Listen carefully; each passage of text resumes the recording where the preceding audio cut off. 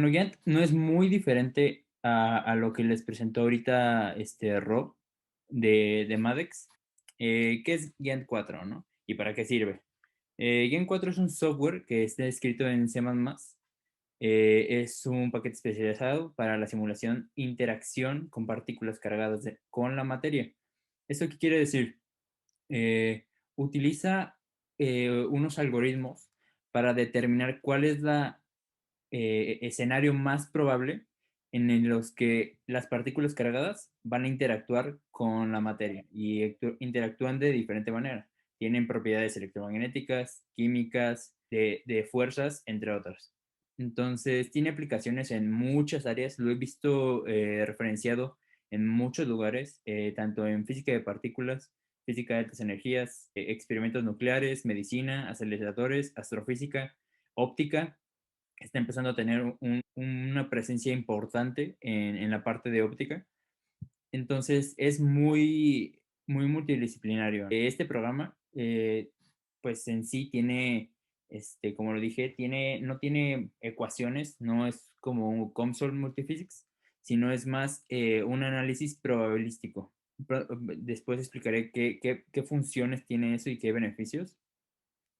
Y lo complejo de Gantt no es que sea difícil, sino que tiene su complejidad, es porque tiene muchas subsecciones. Pero lo bueno es que cada subsección de Gantt está supervisada por expertos. ¿Qué quiero decir esto?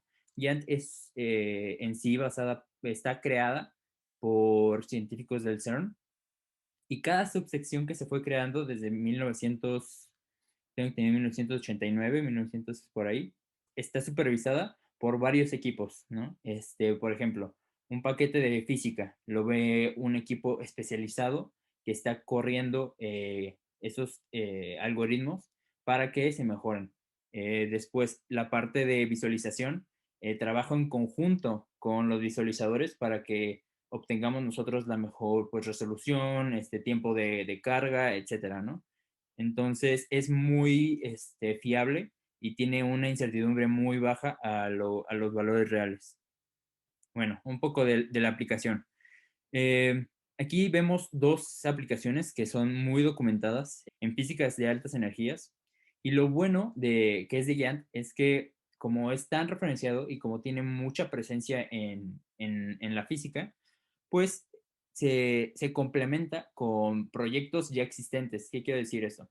El ALICE, el LHC, tienen varias etapas de proceso. Una etapa de ellas es el modelaje.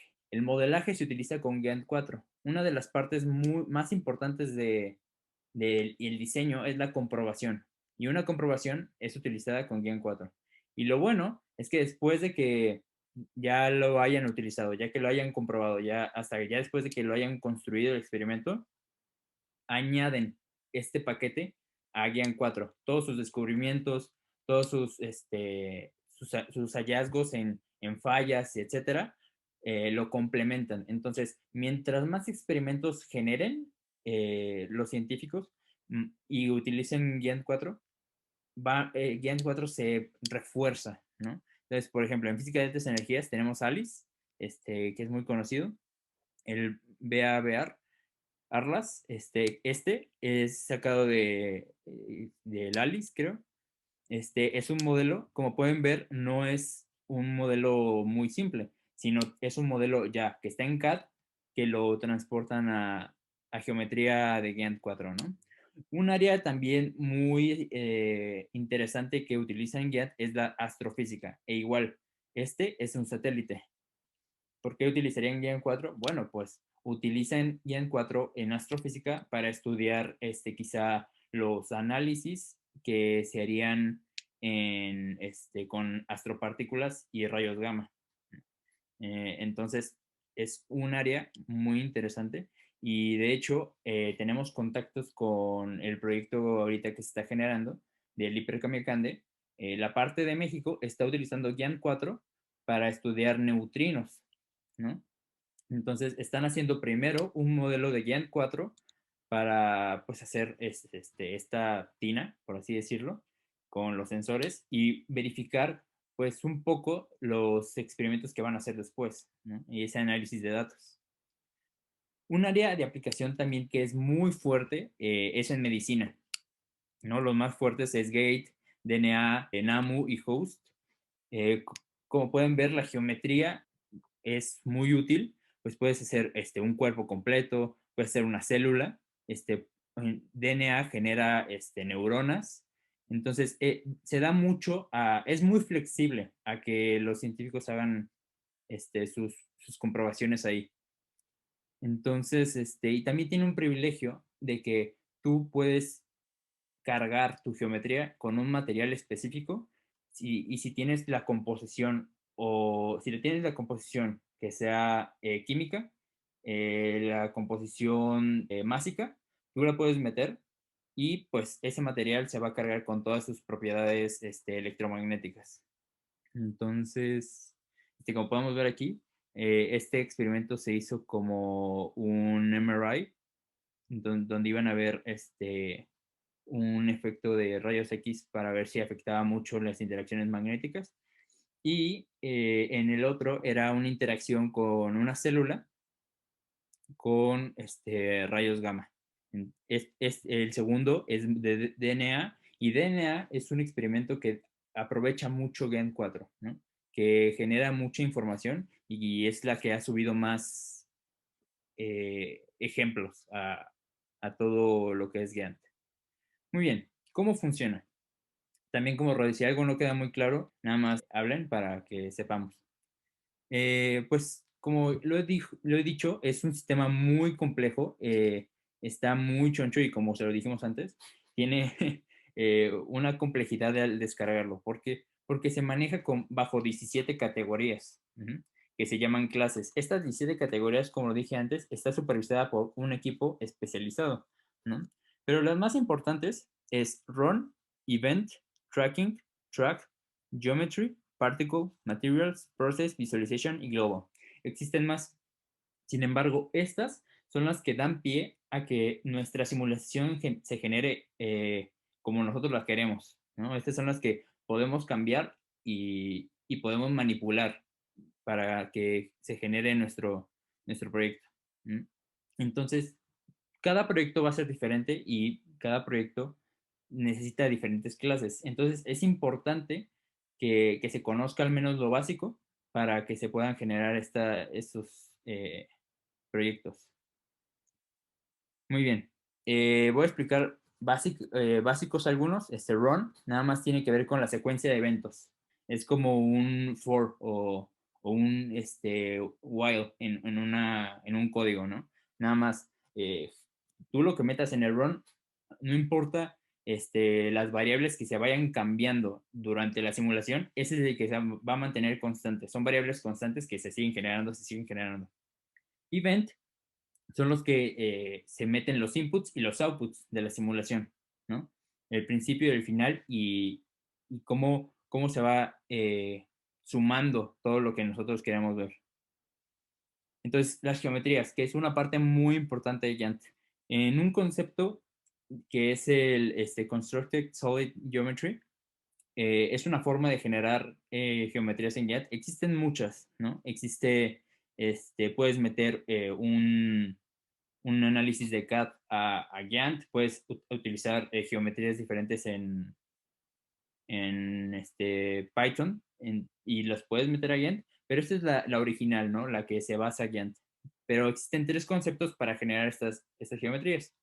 La primera es Logical Volume, Physical Volume y Solid, que cada una tiene propiedades diferentes y genera diferentes volúmenes. Entonces vamos a explicar un poquito sólidos. Estas estructuras es la figura, ¿no? El 3D, por así decirlo.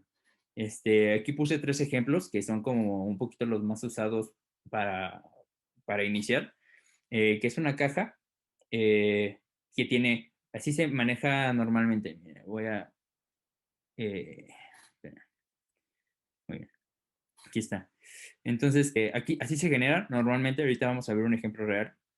Donde tienes tu variable, el nombre de tu volumen para localizarlo. y, y su tamaño. Igual, aquí podemos ver su tamaño. Este se genera por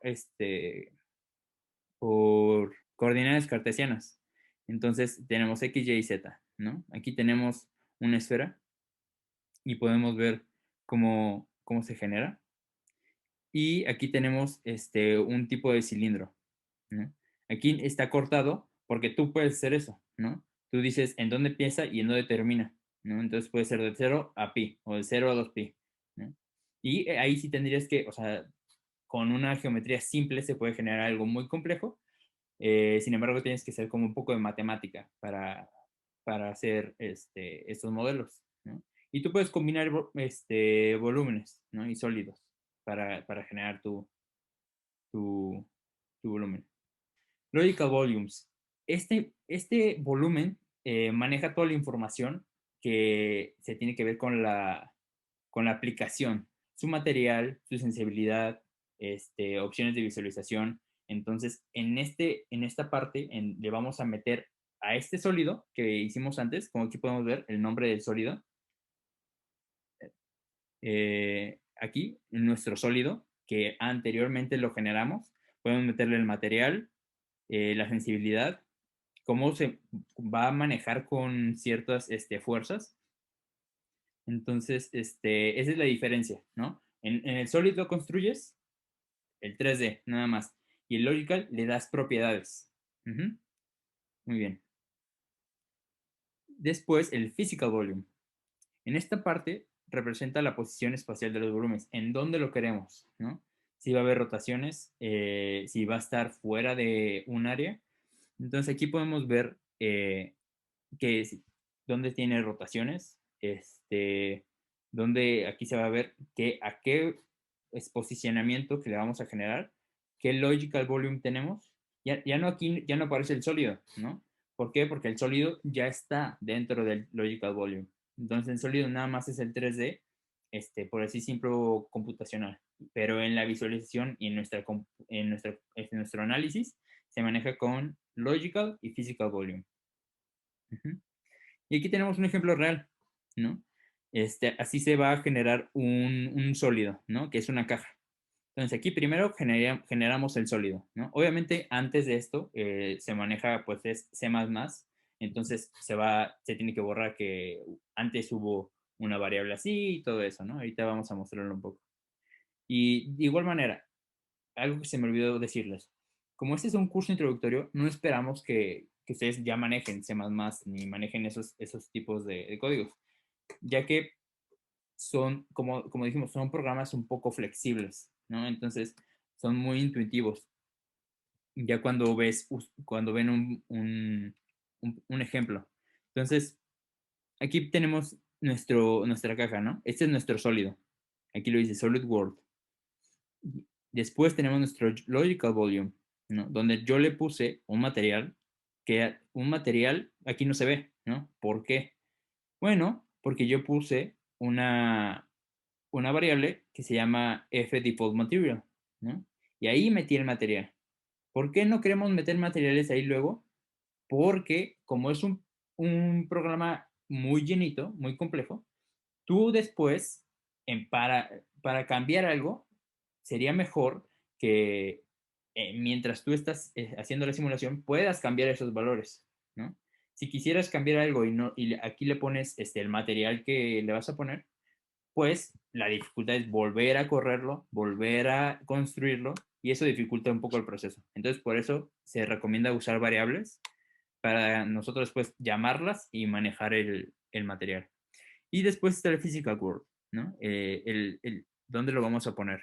Pues aquí dijimos que no va a haber rotación, que dónde va a estar el vector y qué número de copia es, ¿no? Y el número.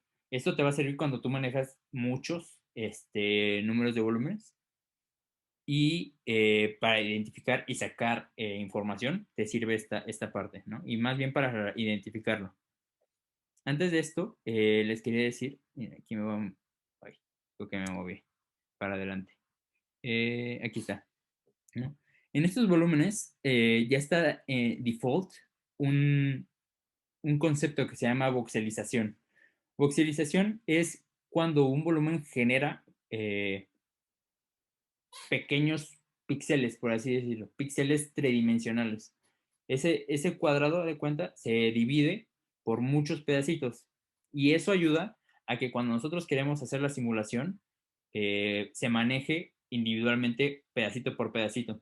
Sin embargo, ustedes pueden aumentar esa voxelización. Hay dos tipos de formas generales, ¿no? Una es usando un módulo que tiene Gantt para aumentar esos números de voxelizaciones, pero tú nunca los vas a ver. Nada más es como hacer una matriz computacional. Y si tú quieres verlos y analizarlos y sacar información de uno por uno, bueno, tú puedes construir estas geometrías con eh, sólidos pequeñitos, ¿no? Y manejar cada uno individualmente, ¿no? Cuando si tengo un sólido que no es uniforme, porque eso es la primera parte, es uniforme, un material uniforme, ¿no? Pero si tú tienes un material que no es uniforme, que no es solo un material, entonces te sirve tener ese voxelizado para tú hacer una matriz donde generes posiciones donde van a estar diferentes tipos de materiales. Entonces, para eso sirve generar pequeñas partes de estos sólidos y ponerlos en los Logical Physical Volumes, ¿no? Muy bien. Materiales, ¿no? En un material se generan diferentes tipos de materiales, ¿no? Existen los isótopos, los elementos y en sí el material. Y son tres clases muy diferentes, ¿no? En el isótopo tiene propiedades atómicas. En el elemento tiene propiedades del elemento, ¿no? ¿Como cuáles? Pues ahí sí tiene interacciones electromagnéticas. En isótopos tienes más bien el número atómico, el número de neutrones, etcétera, ¿no? Y en el material ya tienes propiedades macroscópicas del material, ya no tanto de, electromagnéticas y así, porque los materiales se construyen a base de los otros dos. Uh-huh. eh, Aquí, para dar un material. Para hacer un volumen le tienes que dar un material, ¿no? Entonces, es lo que digo. No solo por hacer un volumen te va a aparecer el volumen. Tienes que poner el material, ya no tienes que cargar las propiedades porque ellas ya están cargadas, a menos que tú describas uno nuevo, ¿no? Que es lo que ahorita vamos a ver. Muy bien. Aquí, generación de un material, ¿no? Y aquí podemos ver un poco de cómo se ve realmente eh, un, un generador, ¿no? Aquí se llaman a las clases. Las clases, como dije, eh, son archivos independientes que no vas a modificar. Esas clases ya están generadas y nos ayudan a nosotros a compilar nuestros elementos, ¿no? Entonces, aquí llamamos a los isótopos, a los elementos, a los materiales, ¿no? Y a una tabla de unidades. Y nuestra primera definición de elemento, ¿no? Entonces, creo que no estoy anotando aquí. Aquí está. Nuestra primera definición de elemento. Entonces, aquí definimos que A es masa molar, Z es número de protones, y Z número protones en isótopo y núcleos en isótopo, ¿no? Entonces, nuestra A, masa molecular, definimos carbón. Uh-huh. Que el símbolo C, Z6, y así se va a llamar y así lo podemos identificar, ¿no? Después, ¿cómo se define un material? Es porque eso fue un elemento. ¿Cómo se define un material simple? Bueno, tú le pones una densidad conocida, pues aquí ya tienes su masa molar y generas, ¿ves la diferencia? Aquí tenemos generar elemento y aquí tenemos generar material. Aluminio, vamos a generar aluminio. ¿Cuál es la diferencia de un elemento a un material? ¿No? Aluminio también es un elemento. Bueno, pues aquí lo tienen, densidad, ¿no? La densidad ya es ya en 4 la considera como una propiedad macroscópica. Entonces, esas son las pequeñas diferencias que van a poder ver, ¿no? Entonces, igual, aquí le decimos aluminio, le ponemos su número de protones y su densidad. Uh-huh. Después, definir un material por molécula química, ¿no? Y esto sirve mucho para cuando tú tienes ya un material conocido, ya tienes algo que tú estás estudiando, como lo hacen en el CERN así, sus detectores. No es como que compran aluminio o acero de algún lado y lo hacen, ¿no? Hacen un estudio de todos sus materiales y aquí pueden poner su molécula química, ¿no? Pues aquí tienen su densidad y aquí podemos ver que se va a generar agua. Entonces, se va a llamar pues aquí tiene dos números de átomos, ¿no? Aquí está diciendo, tiene dos números de átomos. Tiene el hidrógeno y tiene el oxígeno. Uh-huh.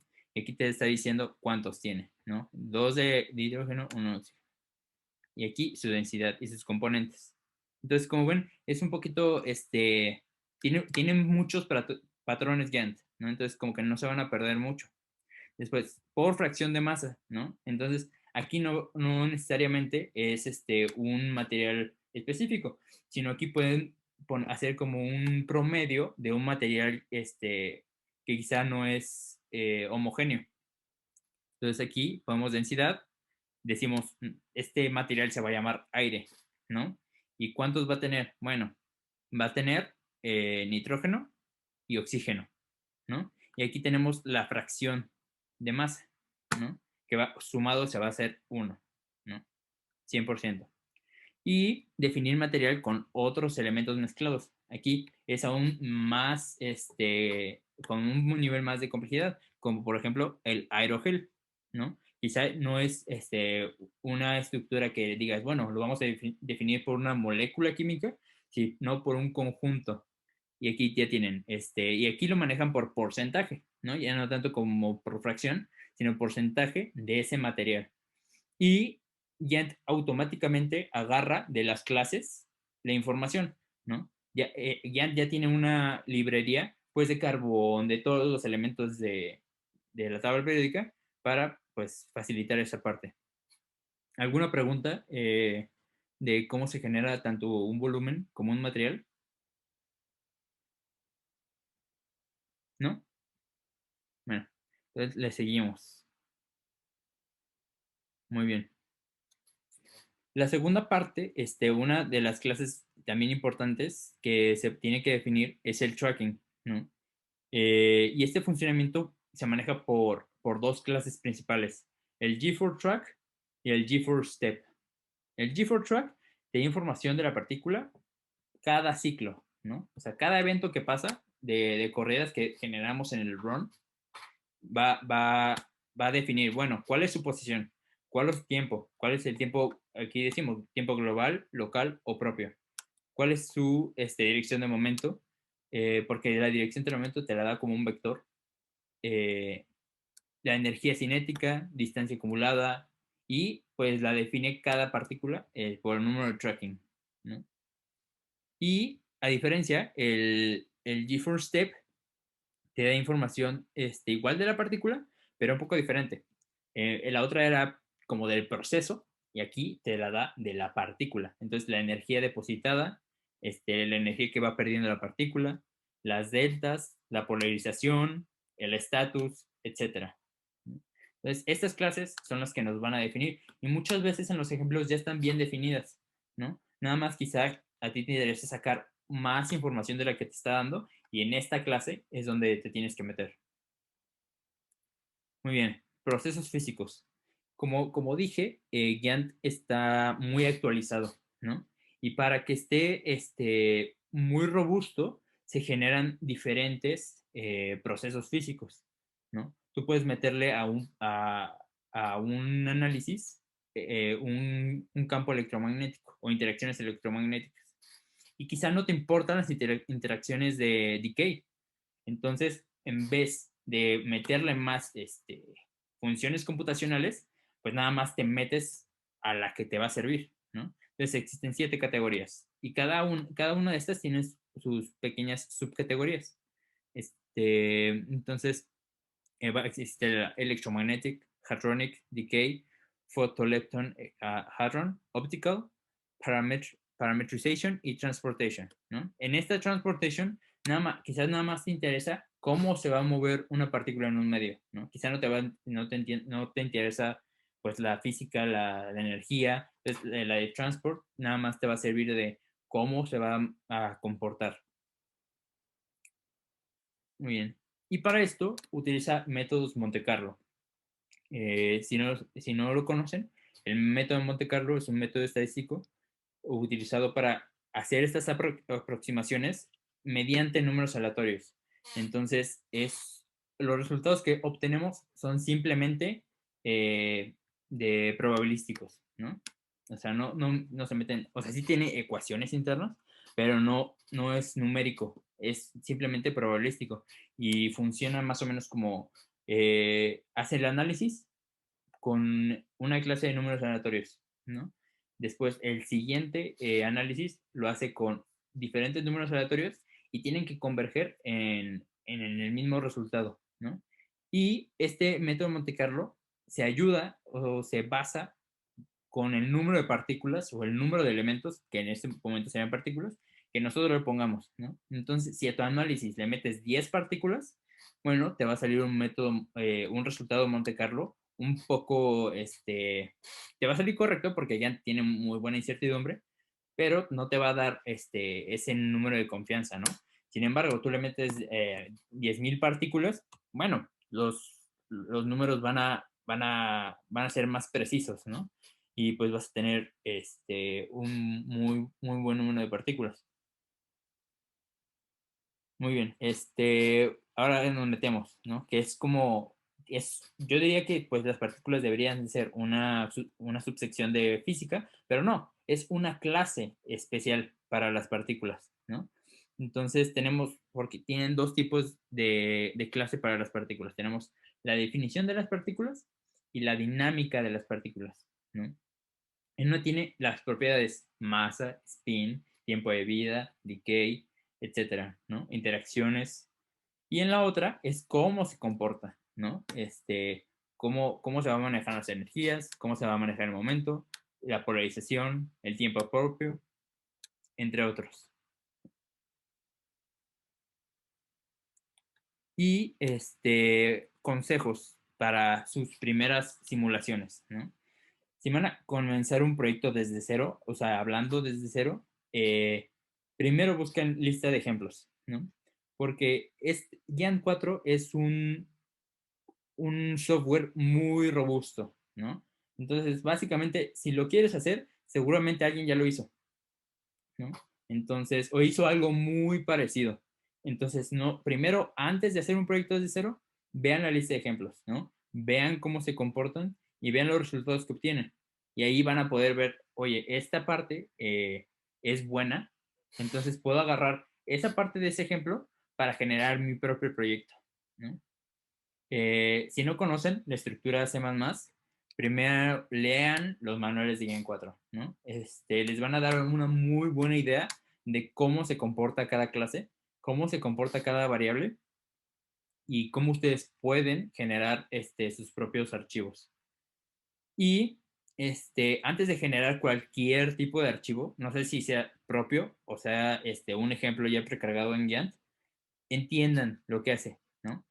Lean su estructura, entonces vean qué propiedades tiene cada geometría, cada acción, para que cuando ustedes lo puedan correr, pues vean el tiempo computacional, vean si realmente es lo que buscan, o si vale la pena realmente meterle mucho tiempo a su modelo, ¿no? Sí, tenemos un poquito de tiempo todavía. Ok, entonces, ¿cuál es la estructura general? Esta es sacada del manual, que dice, es la forma más simple de meter un archivo, ¿no? Entonces aquí tienes tus clases y tienes tus variables. Por ejemplo, aquí tienes la de run, ¿no? Llama a run. Que aquí se va a manejar por run manager y después se va a ir a generar un archivo, ¿no? Mi consejo, ya sería el archivo .cc, ¿no? De C++. Sin embargo, yo consideraría que no se metieran en este archivo de los ejemplos, ¿no? Si es de primerizos, ¿no? Ustedes ya tienen un poquito más de experiencia para generar su propio archivo, no habría problema porque entenderían muy bien cómo se manejan cada una de estas variables y en dónde interconectan, ¿no? Porque estas variables van a interconectar tanto en los archivos subsecuentes tanto como en las clases que vas a llamar de Giant 4, ¿no? Entonces, esas son las estructuras que quizá no le tengas que mover tanto, sino a los que voy a explicar después. Entonces, aquí está una estructura ejemplo B1, que está, cuando ustedes descargan Giant 4, lo van a ver ahí automáticamente en los ejemplos, en ejemplos básicos B1. Entonces, llama a estas clases, ¿no? Entonces, tienes este tipo de archivos, el que digo B1 Detector Construction, ya es una clase específica del ejemplo, ¿no? Ya no es una clase de Giant, ¿no? Es una clase de tu proyecto, ¿no? Llama a la de Action Initialization y pues ya estas ya son las que llama de Giant, ¿no? Entonces aquí va a llamar a estas clases y va a manejar ciertas, ciertas constantes y variables. Entonces esta parte son las partes más sencillas, ¿no? O sea, como ven, todo este ejemplo pues es el ejemplo B1 de Giant 4. Sin embargo, tiene archivos subsecuentes que van a fortalecer ese ejemplo, ¿no? B1 tiene 8 archivos donde uno define, como vimos, definir la construcción, ¿no? Y ahí van a manejar materiales, va a manejar los sólidos que vimos anteriormente, va a manejar cómo se va a llamar esas constantes. Y después hay otras, ¿no? Que es el step, donde van a ver el run y la clase step, entre otros, ¿no? Entonces mi recomendación es que no se metan en el punto .cc. Muchas veces ya está muy bien escrito. Muy bien. Entonces vamos con el archivo bis.mac, ¿no? Ya ustedes cuando generan ok, miren, nos falta menos de un minuto en esta sesión. Entonces, esto es lo que vamos a hacer. Vamos a dar un descanso de 5 minutos, igual, cuando se acabe esta sesión, ¿no? Y volvemos a entrar a las 2, a las 2:30. A las 2:30 volvemos a entrar, cuando se acabe, ¿no? Ahí ya, pues, se va a terminar la sesión cuando se acabe. Entonces, muy bien. Cada archivo de Giant necesita un visualizador, ¿no? Y la visualización que le vas a dar depende de este archivo, de bis.mac, ¿no? Este ya es un macro, ¿no? Donde aquí vas a definir muchas cosas de cómo se va a visualizar. Existen muchos visualizadores. El default que nosotros manejamos es el OpenGL, y se puede utilizar un módulo extra, que es el Qt, para manejar estos visualizadores. Pero este es el principal, cómo se va a ver al principio. Y aquí puedes ver pues el ángulo que va a tener, el zoom que le vas a poner. Eh, Quizá le vas a poner las coordenadas y cuál es la distancia que tú quieres que se vean. También le puedes poner colores. Y cuando ya haces la simulación, pues se van a generar gamas, electrones, ¿no? Entonces puedes definir, bueno, nada más me interesa cómo se comportan las gamas de un material, cómo se comportan los electrones. Y aquí se puede definir, se pueden apartar, se pueden incluir y se pueden dibujar de diferente color, ¿no? Aquí podemos ver, eh, en, aquí está, ¿no? Aquí podemos ver cómo las puedes dibujar y les puedes dar color.